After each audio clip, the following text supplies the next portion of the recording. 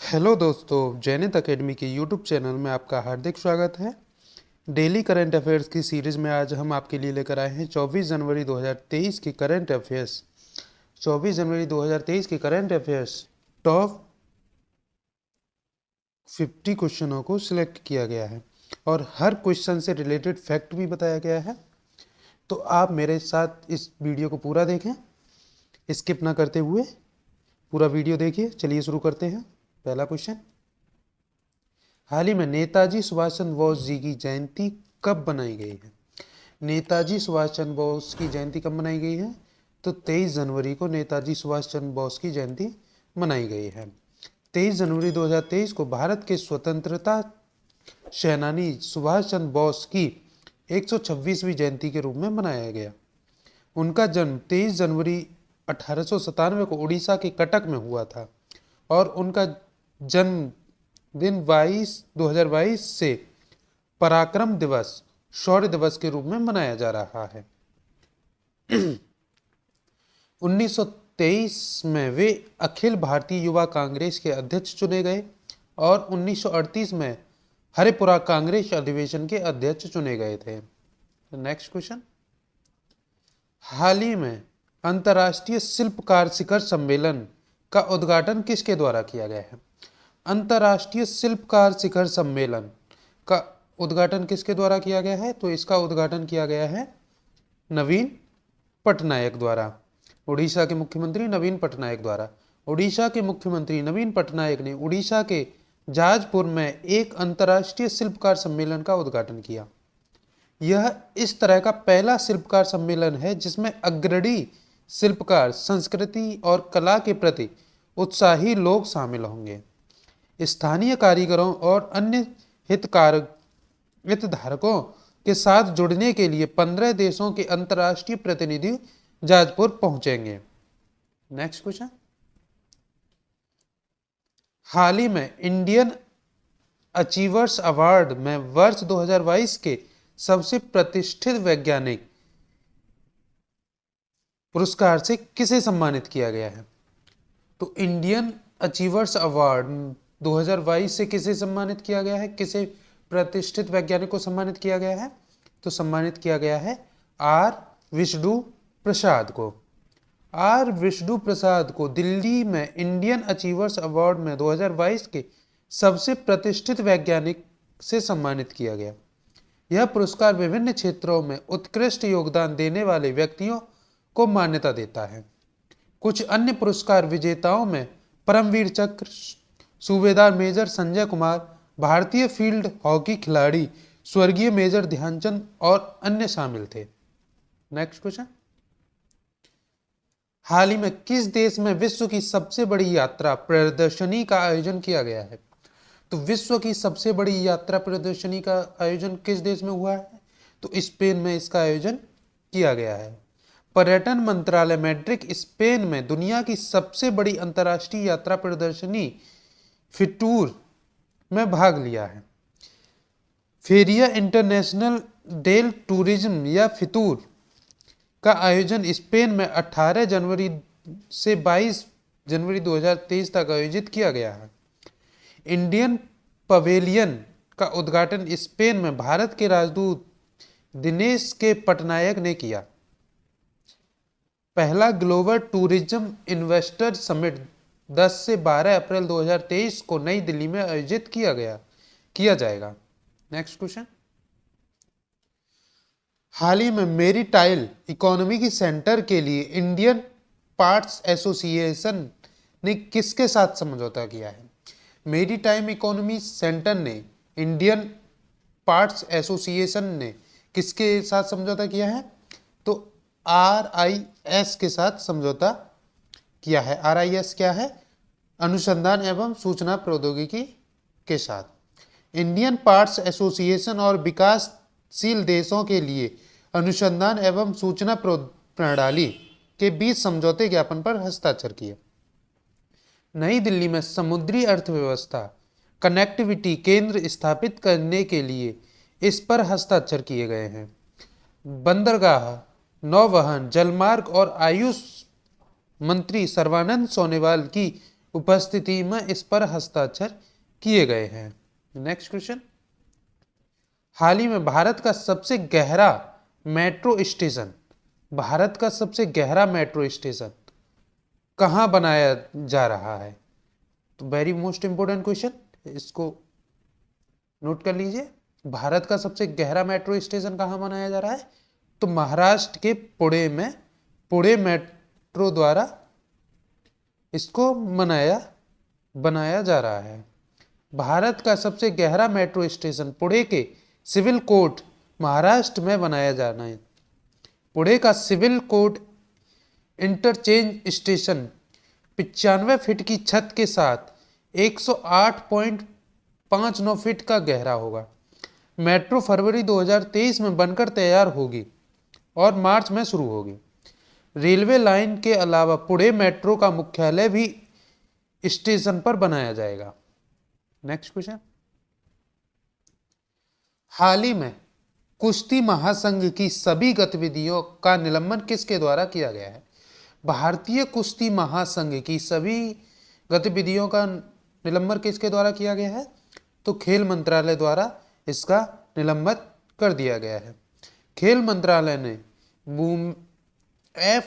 WFI के कामकाज की निगरानी के लिए एक निगरानी समिति की नियुक्ति तक भारतीय कुश्ती महासंघ की सभी गतिविधियों को निलंबित कर दिया। इसमें रैंकिंग आयोजनों का निलंबन और प्रतिभागियों से एकत्र किए गए प्रवेश शुल्क की वापसी शामिल है। सरकार ने महासंघ के सहायक सचिव विनोद तोमर को भी निलंबित कर दिया है। नेक्स्ट क्वेश्चन, हाल ही में इंडियन ओपन बैडमिंटन में महिला एकल फाइनल किसने जीता है? इंडियन ओपन बैडमिंटन में महिला एकल का फाइनल किसने जीता है? तो जीता है एन सियोंग ने। इंडियन ओपन बैडमिंटन चैंपियनशिप में कोरिया की एन सियोंग ने नई दिल्ली के केडी जाधव इंडोर स्टेडियम में महिला एकल फाइनल जीता। फाइनल में एन सियोंग ने वर्ल्ड नंबर 1 जापानी अकाने यामागुची को हराया, जबकि थाईलैंड के कुनलावुत वितदर्शन ने इंडियन ओपन 2023 का खिताब जीता। उन्होंने इवेंट के पुरुष एकल फाइनल में वर्ल्ड नंबर 1 डेनमार्क के विक्टर एक्सेलेशन को हराया। नेक्स्ट क्वेश्चन, हाल ही में ज्ञान साझा करने के लिए अंतर्राष्ट्रीय संगोष्ठी का आयोजन कहाँ किया गया है? ज्ञान साझा करने के लिए अंतर्राष्ट्रीय संगोष्ठी का आयोजन कहाँ किया गया है? तो इसका आयोजन किया गया है काठमांडू में। Indian national trust for art and culture heritage, Indian national trust for art and culture heritage और भारतीय दूतावास ने संयुक्त रूप से जनवरी 2023 में काठमांडू में प्राकृतिक और सांस्कृतिक विरासत के संरक्षण पर ज्ञान साझा करने पर अंतर्राष्ट्रीय संगोष्ठी का आयोजन किया। इस आयोजन के सम्मानित अतिथि नेपाल के संस्कृति और पर्यटन नागरिक विमान मंत्री सूडान किराती थे। नेपाल में भारत के राजदूत नवीन श्रीवास्तव हैं।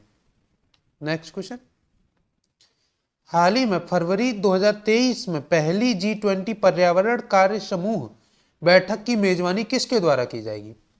G20 पर्यावरण कार्य समूह की बैठक की मेजबानी बेंगलुरु द्वारा की जाएगी।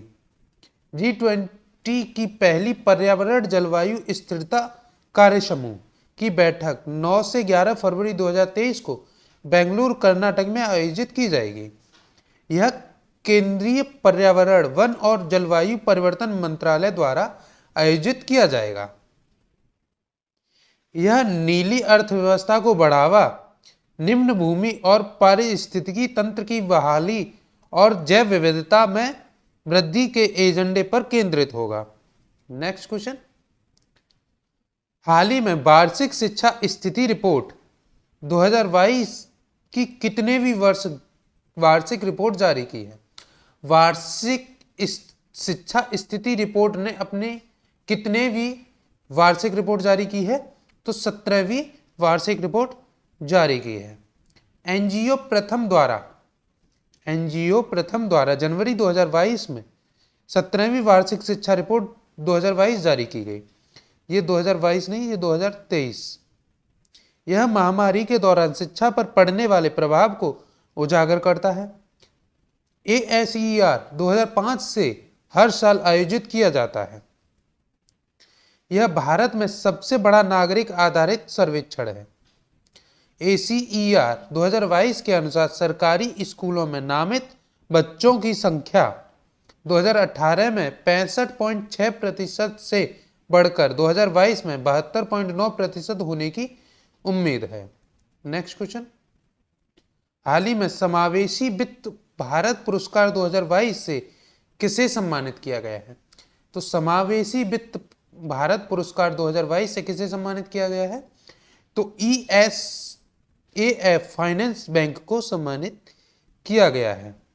ESAF स्मॉल फाइनेंस बैंक ने जनवरी 2023 में प्रतिष्ठित समावेशी वित्त भारत पुरस्कार 2022 जीता। यह वित्तीय समावेशन के लक्ष्य को आगे बढ़ाने और समावेशी विकास का समर्थन करने में इसके योगदान के लिए दिया गया है।